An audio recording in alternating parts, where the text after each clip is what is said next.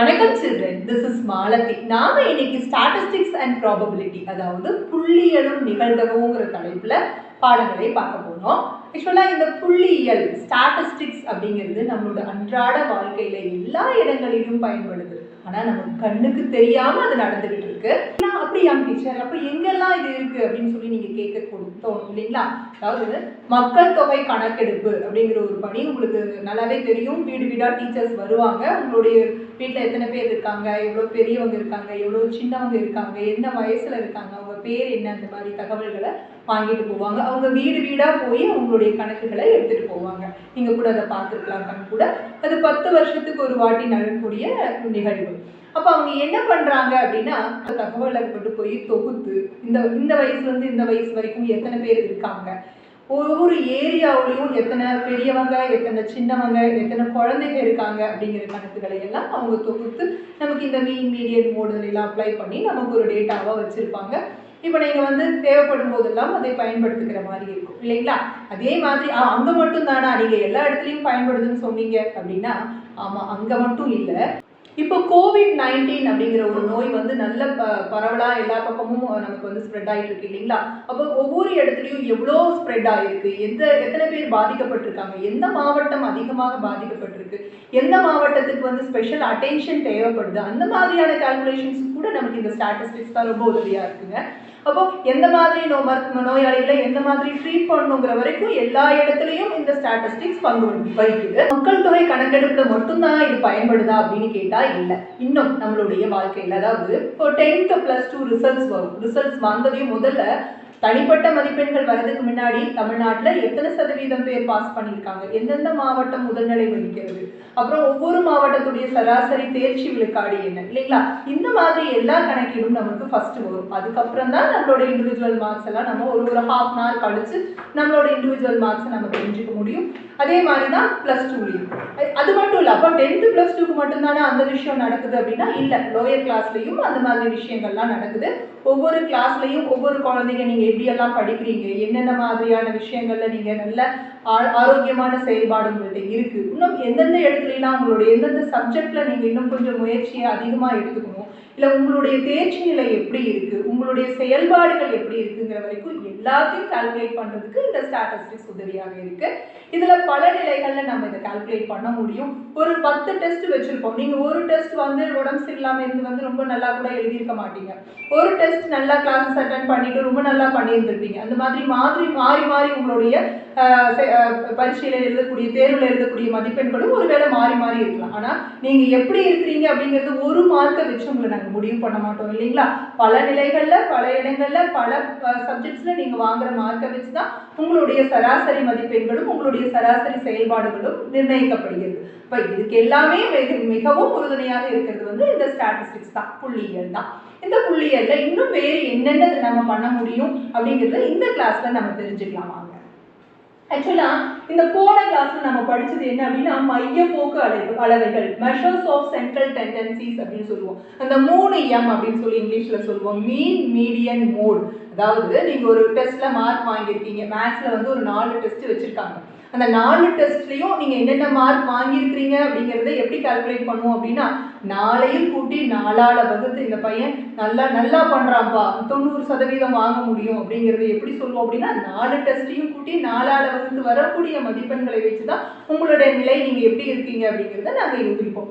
அதே போல் மீடியன் அப்படிங்கிறது என்னென்னா, நடுவில், அதாவது இடையில ஏற்படக்கூடியது. அதாவது ஃபஸ்ட்டு ஸ்கூலுக்குள்ளார என்ட்ரானது நீங்கள் என்ன இருப்பீங்க அப்படின்னா, கொஞ்சம் கவனம் குறைவாக விளையாட்டுத்தனமாக இருப்பீங்க. பாடம் எப்படி, என்ன, ஆசிரியர்களுடைய மேலே இருக்கக்கூடிய ஈடுபாடுகள் எப்படி அப்படிங்கிறத பொறுத்து முதல்ல கொஞ்சம் அப்படி முன்ன பின்ன இருப்பீங்க. அதுக்கப்புறம் கொஞ்சம் ஸ்டடி ஆகுவீங்க. அதுக்கப்புறம் அந்த ஸ்டடினஸ் அதிகமாகலாம், இல்லை கொஞ்சம் குறையலாம். அந்த மாதிரியான நிலையில நடுநிலைமையாக நீங்கள் எப்படி இருக்கிறீங்கன்னு கண்டுபிடிக்கிறது மீடியன்.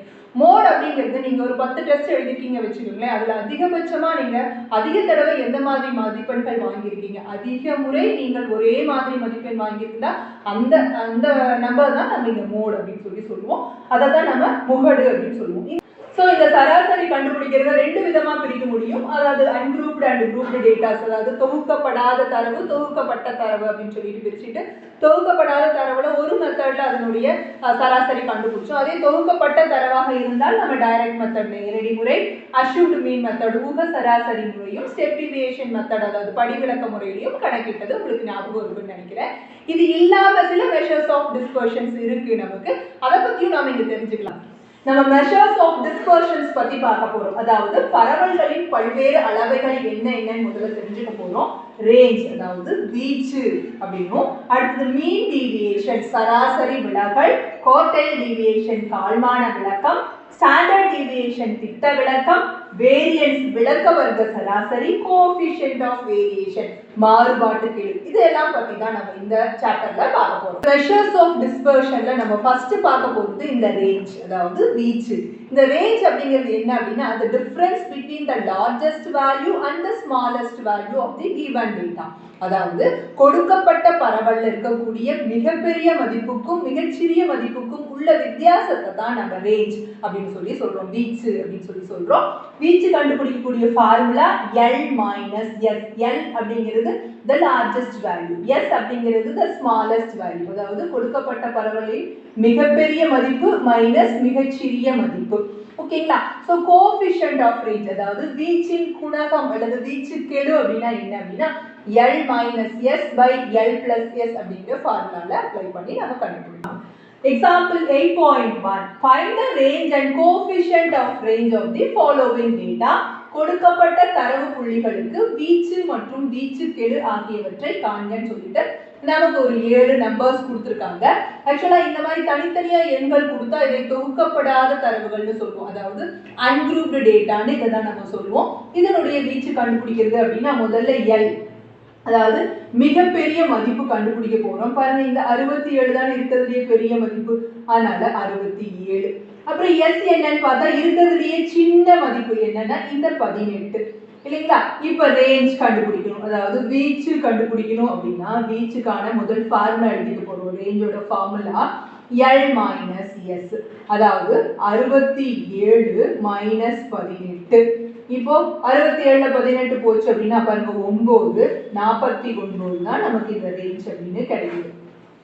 இது இல்லாம நம்ம வீச்சு கெழு கண்டுபிடிக்கணும் இல்லைங்களா, coefficient of range.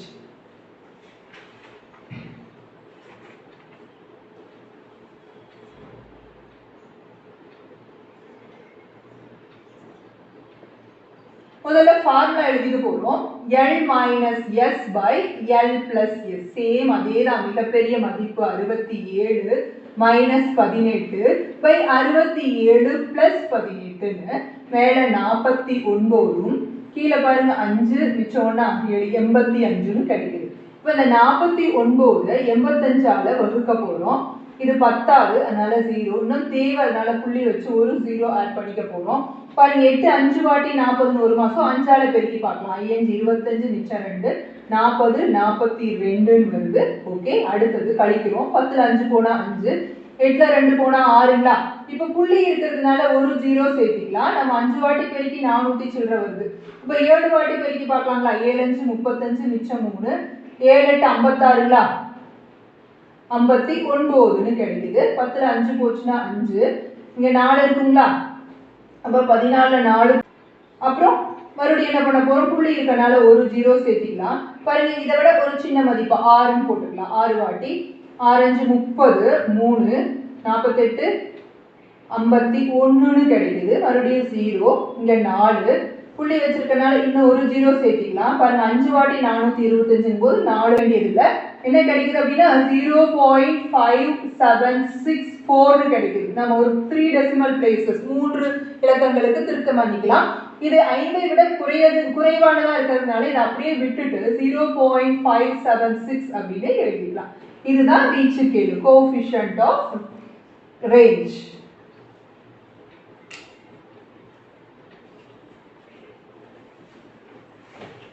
Example 8.2 find the range of the following distribution. அதாவது கொடுக்கப்பட்ட பரவலின் வீச்சு காண்க. நமக்கு இப்படி ஒரு டேபிளர் காலம் போட்டு கொடுத்திருக்காங்க. இதுல ஃபர்ஸ்ட் ஏஜ் இன் இயர்ஸ், அதாவது மாணவர்களுடைய வயது, மாணவர்களின் எண்ணிக்கைன்னு சொல்லி கொடுத்துட்டாங்க. 16ல இருந்து 18 வயது வரைக்கும் 0, 18ல இருந்து 20 வயது வரைக்கும் 4, 20 to 22 6, 22 to 24 வயசு வரைக்கும் 8, 24 to 26 வயசு வரைக்கும் 2 பேரும், 26ல இருந்து 28 வயசுக்குள்ள 2 பேரும்னு ஒரு குரூப்டு டேட்டா, அதாவது தொகுக்கப்பட்ட தரவு அப்படின்னு சொல்லுவாங்க இதுதான். ஸோ அந்த மாதிரி கொடுத்துருக்காங்க. இப்போ இந்த மாதிரி இதுல நம்ம எப்படி ரேஞ்ச் கண்டுபிடிக்கிறது, வீச்சு கண்டுபிடிக்கிறது அப்படின்னா, இதுல சிறிய மதிப்பு எது அப்படின்னா இது இல்லைங்களா? இதுல மிகப்பெரிய மதிப்பு எதுனா இது. நம்ம இந்த ஃப்ரீக்வென்சில கண்டுபிடிக்க கூடாது, இந்த கிளாஸ் இன்டர்வல்ல தான் கண்டுபிடிக்கணும், சரிங்களா? அப்ப இதனுடைய மதிப்புல தான் எது பெருசு எது சிறுசுன்னு பார்க்கணும். இது மிகப்பெரிய மதிப்பு, நம்ம நேரடியா 28ன்னு எழுதிட்டோம். இந்த மிகச்சிறிய மதிப்பு அப்படிங்கும்போது இது ஆரம்பிக்கக்கூடிய இந்த 14. ஆனா பாருங்க, இதுக்கு நமக்கு இந்த ஃப்ரீக்வென்சி 0ன்னு கொடுத்துருக்காங்க. அப்போ நம்ம என்ன பண்ணிடக்கூடாது அப்படின்னா இதை எடுத்துக்க கூடாது. ஏன்னா இதுக்கு ஏதாவது நம்பர் வேல்யூ 1 2 3 அந்த மாதிரி ஏதாவது இருந்ததுனா தான் நம்ம இதை எடுத்துக்கணும். இது 0ன்னு கொடுத்துருக்கனால இதுல ஒண்ணுமே இல்லைன்னு அர்த்தம். அப்போ இல்லாததை நம்ம எடுத்துக்க கூடாது இல்லைங்களா? அதனால இதை விட்டுட்டு இதுல லீஸ்ட் வேல்யூ இந்த 18 இல்லைங்களா, அதை தான் நம்ம எஸ்ஸா எடுத்துக்கணும். புரியுதுங்களா? அப்போ இதனுடைய ரேஞ்ச் கண்டுபிடிக்கணும் அப்படின்னா, வீச்சு கண்டுபிடிக்கணும் அப்படின்னா, வீச்சுக்கு formula range R S L minus S இல்லைங்களா? அப்போ L என்ன 28, S 18. ஸோ இதனுடைய மதிப்பு 10 அப்படின்னு நமக்கு கிடைச்சிருச்சு.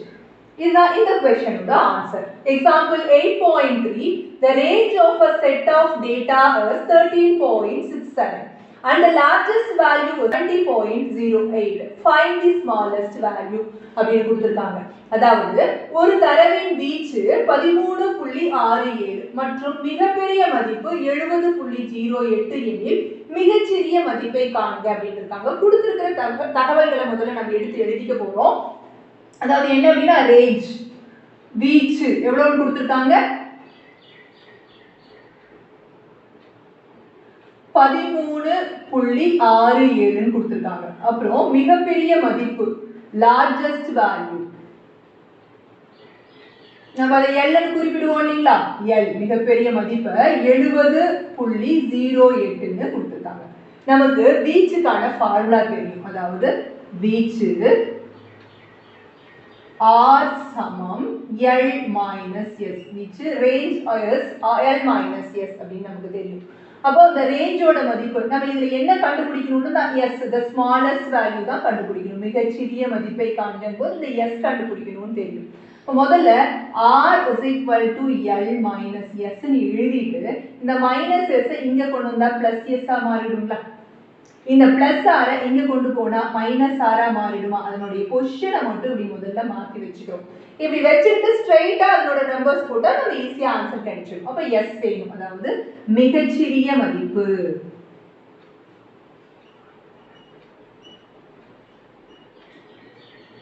ஸ்மாலஸ்ட் வேல்யூ எஸ் வேணும் அப்படின்னா எல் எவ்வளோ 70.08 மைனஸ் ஆர் என்ன 13.67. இப்போ இதுல இருந்து இதை கழிச்சா நமக்கு இந்த எஸ் கிடைக்கும் இல்லைங்களா, அதுதான் செய்ய போறோம். 70.08 மைனஸ் 13.67. 8ல 7 போச்சுன்னா 1, இங்க கடன் வாங்குறோம் 69,000 இங்க கொடுத்துட்டோம். 10ல 6 போச்சுன்னா 4, 9ல 3 போச்சுன்னா 6, 6ல 1 போச்சுன்னா 5. ஸோ எஸ்ஸோட மதிப்பு 56.41 அப்படின்னு கிளியரா எந்த டவுட்டும் இல்லாம போட்டலாம். அவ்வளவுதான். Exercise 8.1ல first sum, find the range and coefficient of range of the following data. கீழ்காணும் தரவுகளுக்கு வீச்சு மற்றும் வீச்சு கெழுவை காண்க அப்படின்னு சொல்லிட்டு ரெண்டு क्वेश्चन கொடுத்திருக்காங்க. ஃபர்ஸ்ட் क्वेश्चन ஒரு 8 நம்பர்ஸ் கொடுத்திருக்காங்க. 63, 89, 98, 125, 79, 108, 117 and 68 அப்படின்னு சொல்லிட்டு ஒரு 8 எண்கள் கொடுத்திருக்காங்க. இதுல பெருசு எதுன்னு பார்த்தா நமக்கு இந்த 125 மிகப்பெரிய மதிப்பு அப்படின்னா, அத மிகப்பெரிய மதிப்பு அப்படின்னு எழுதி L ன்னு எழுதுறதுனாலும் எழுதலாம், சிம்பிளி L அப்படின்னு எழுதினாலும் அது சரிதான். அப்ப L எவ்வளவு அப்படின்னா 125 அப்படின்னு எடுத்து எழுதிக்கிறோம். அதே மாதிரி அடுத்து S கண்டுபிடிக்கணும். S அப்படிங்கிறது ஸ்மாலஸ்ட் வேல்யூ, மிகச்சிறிய மதிப்பு. பாருங்க இதுல ஒரு 68 இருக்கு, இங்க ஒரு 63 இருக்கு, வேற அது இதெல்லாம் மத்ததெல்லாம் அதை விட பெருசா இருக்கு. இந்த 63 தான் நமக்கு மிக சிறிய மதிப்பு. அதனால S அப்படின்னு வெறுமனே போட்டு எழுதிக்கலாம், இல்ல மிகச்சிறிய மதிப்பு the smallest value S is equal to போட்டுக்கலாம். then which range ஓட ஃபார்முலா L minus S அதை எழுதிட்டு L ஓட மதிப்பு 125ல இருந்து இந்த 63 கழிச்சு நம்ம பாருங்க 5ல 3 போச்சுன்னா 2, 12ல 6 போச்சுன்னா 6 அப்படின்னு அதனோட ரேஞ்சை 62 அப்படின்னு கண்டுபிடிச்சிட்டோம். அதாவது வீச்சு 62ன்னு தெரிஞ்சிச்சு. இப்போ வீச்சு கெழு கோஎஃபிஷியன்ட் ஆஃப் ரேஞ்ச் கண்டுபிடிக்கணும்.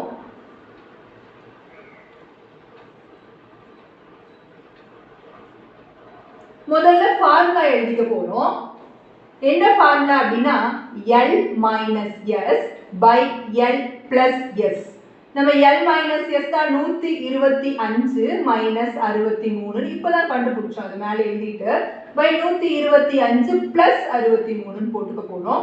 பாருங்க, இது முக்கியமான இந்த மாதிரி கேள்விகள் முக்கியமான 2 மதிப்பெண் வினாக்கள். அதனால தெளிவா நம்ம புரிஞ்சுட்டு நீங்க இந்த ஆன்சர் பண்ணுங்க. கரெக்டா நம்பர்ஸ் எல்லாம் கரெக்டான இடத்துல போடுங்க.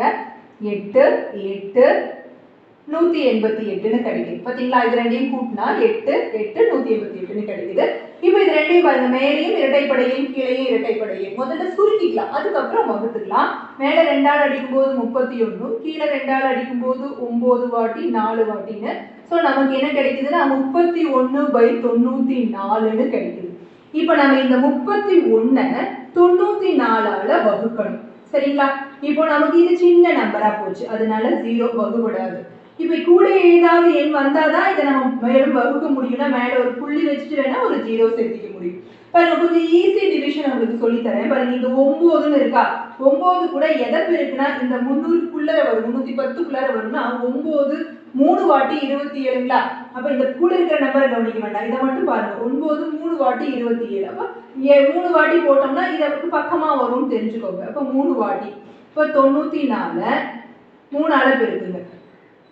3 12ங்களா, சொன்னா 27 28 வருது. அப்போ 282ன்னு கிடைக்குது. இப்போ கழிக்கிறோம் 8, 10ல 8 போச்சுன்னா 2 அப்படின்னு கிடைச்சிருச்சு. இப்போ அடுத்து என்ன பண்ணிருக்கோம், புள்ளி வச்சிருந்ததுனால ஒரு 0 சேர்த்திக்க முடியும். இப்போ நம்ம பார்த்தோம் 282ன்னு 3 வாட்டி கிடைச்சிருக்கு. இப்போ நமக்கு அதை விட கம்மியா தான் இங்க இருக்கு அப்படிங்கும்போது 2 வாட்டி 4 2s are 8, 9 2 வாட்டி 18ன்னு நம்ம கழிச்சு போடுறோம். பாருங்க, 10ல 8 போச்சுன்னா 2, இங்க என்ன ஆயிடும் அப்படின்னா 7 இருக்கும். இப்போ 17ல 8 போச்சு அப்படின்னா 9 92ன்னு கிடைக்கும். புள்ளி வச்சிருக்கனால ஒரு 0 சேர்த்திக்கலாம். பாருங்க, 9ன்னு இங்க இருக்கா, 10 வாட்டி பெருக்குனா 940ன்னு வரும். அப்போ 9 வாட்டி பெருக்கலாம், இங்க 9ன்னு போட்டுக்கோங்க. 9 4 வாட்டி 36 3, 9 9 வாட்டி 81 84ன்னு வந்துடும்.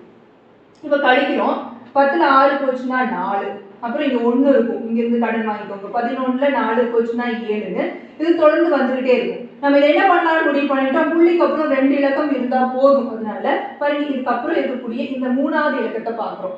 இது 5ஐ விட பெருசா இருக்கு, இது 5ஐ விட பெருசா இருந்துச்சு, 5 5ஐ விட பெரியதாக இருந்ததுன்னா இந்த நம்பர் இருக்கு இல்லைங்களா, 2 கூட 1 சேர்த்து 3 ஆட் பண்ணி 0.33 போட்டுக்கிறோம். ஒருவேளை இது 5ஐ விட குறைவா இருந்ததுன்னா சும்மா விட்டுட்டு 0.32 போட்டுருவோம். ஆனா இங்க 5ஐ விட பெருசாவும் இருக்கு இல்லைங்களா, அதனால இங்க இந்த இலக்கத்தோட 1 சேர்த்து நம்ம 0.33 அப்படின்னு சொல்லிட்டு இந்த ஃபர்ஸ்ட் क्वेश्चनக்கு ஆன்சர் போடுறோம்.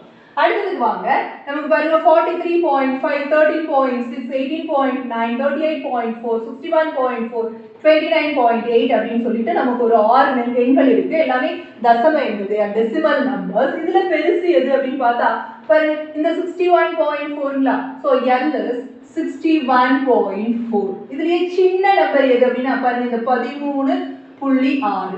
அப்போ முதல்ல நம்ம ரேஞ்ச் வீச்சு கண்டுபிடிக்கணும் அப்படின்னா ஃபார்முலா என்னன்னா L மைனஸ் S. அப்போ 61.4ல இருந்து இந்த 13.6 கழிக்கிறோம்.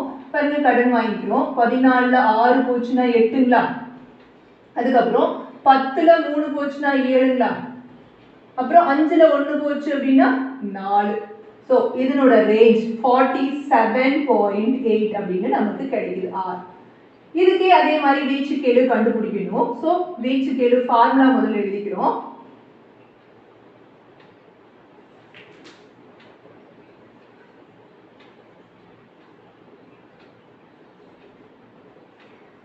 L minus S by L plus S. முதல்ல வீச்சுக்கு ஃபார்முலா, வீச்சு கெழுக்கு ஃபார்முலா கம்பல்சரி எழுதி கரெக்டா அந்த இடத்துல அதனுடைய மதிப்புகளை பிரதியிடணும். சப்ஸ்டிட்யூட் பண்ணும்போது அதுல எந்த மிஸ்டேக்கும் பண்ணாம பண்ணிடுங்க. அதுக்கப்புறம் ஆன்சர்ஸும் அதே மாதிரி தான், ரொம்ப சிம்பிளா போடக்கூடிய போர்ஷன் இது. அதனால அழகா மார்க் வாங்கிடலாம். கொஞ்சம் கேர்ஃபுல்லா போட்டீங்கன்னா போதும். 61.4 கூட 13.6 கூட்டினா போதும். 0 மிச்சம் 1 5 7. பார்த்தீங்களா, மேலே முதலே கண்டுபிடிச்சி வச்சிருக்கோம். என்னென்னு 47.8 கீழே 12 கூட்டினா 75.0 கிடைக்குது. அப்போ இதை நம்ம எப்படி எழுதிக்கலாம் அப்படின்னா 47.8 பை இந்த புள்ளி அப்புறம் 0 தான் வந்திருக்கு, அதனால புள்ளியும் விட்டுட்டு 0வையும் விட்டுட்டு வெறும் 75 போட்டுக்கலாம். இப்போ நம்ம என்ன பண்ண போறோம் அப்படின்னா இதை இதால் வகுக்க போறோம். 47.8 is divided by 75. 75ஆல வகுக்கிறோம். இப்போ பார்த்தீங்கன்னா பாருங்க, இது சின்ன நம்பர், அதனால நம்ம 0 வகுக்க முடியலன்னு போட்டோம். இப்போ இதையும் சேர்த்து எடுக்கணும்னா இங்க புள்ளி இருக்கிறதுனால இந்த புள்ளியை வச்சுக்கிட்டு 478 சேர்த்து எடுத்துக்கிட்டோம். இந்த 7 கூட 6 பெருக்கினா 7 ஆர் 42ங்களா, பாருங்க 47 அந்த மாதிரி வருது, அதனால 6 ஆல பெருக்கலாம் அப்படின்னு இந்த 75 6 ஆல பெருக்கலாம்னு முடிவு பண்ணோம். 6 5 30 3 42 45 வருதுங்களா, ஸோ 450 கிடைக்குது. எதுக்கு 6 வாட்டி பெருக்கினா அதை போட்டுட்டோம். இப்போ அடுத்தது கழிச்சுக்க போறோம். 8ல 0 போனா 8, 7 5 போனா 2, இங்க புள்ளி வச்சிருக்கனால ஒரு 0 சேர்த்துக்கலாம்.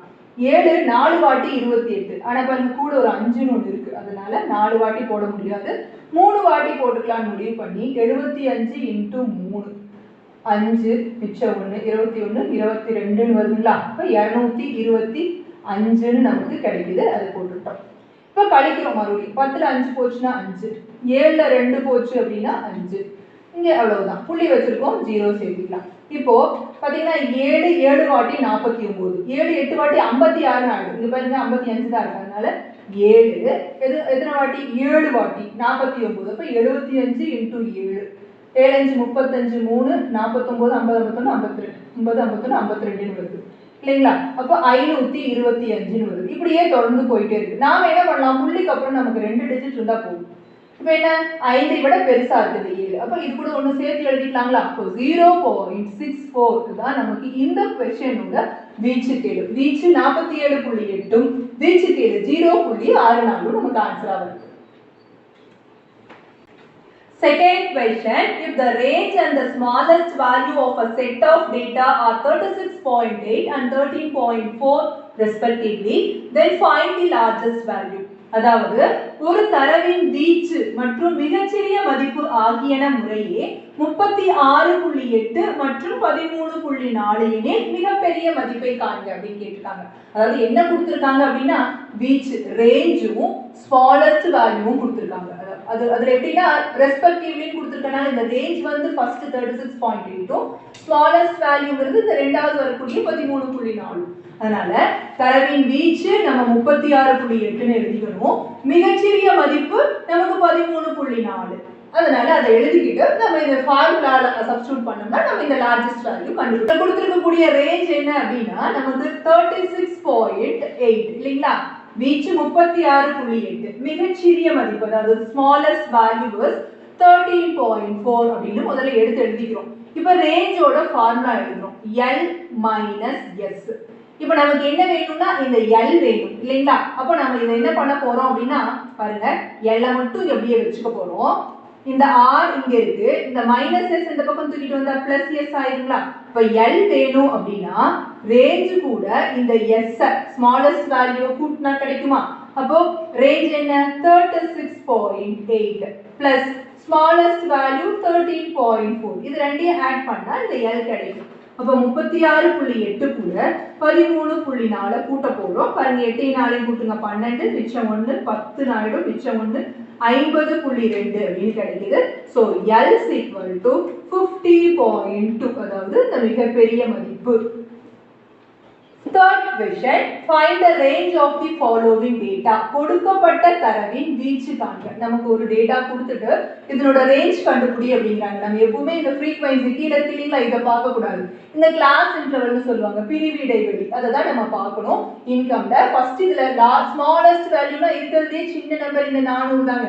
இதுதான் ஸ்மாலஸ்ட் வேல்யூ. அதே மாதிரி இருக்கிறதுலே பெரிய நம்பர் இந்த 650. இதுதான் லார்ஜஸ்ட் வேல்யூ. மிகப்பெரிய மதிப்பு, இது மிகச்சிறிய மதிப்புன்னு இத ரெண்டையும் தான் பார்த்துட்டு ஃபர்ஸ்ட் மிகப்பெரிய மதிப்பு 650 எழுதிக்கணும், மிகச்சிறிய மதிப்புன்னு இந்த 400 எழுதிக்கணும். நமக்கு ரேஞ்சோட ஃபார்முலா L - S அப்படின்னு தெரியும். அதை நம்ம சப்ஸ்டிட்யூட் பண்ண போறோம். R = L க்கு நேரா 650, S க்கு நேரா 400, பிரதியிட்டோம்னா நமக்கு 250 அப்படின்னு ஆன்சர் கிடைக்கும். அதனால வீச்சு நமக்கு R 250 அப்படின்னு கிடைக்கும்.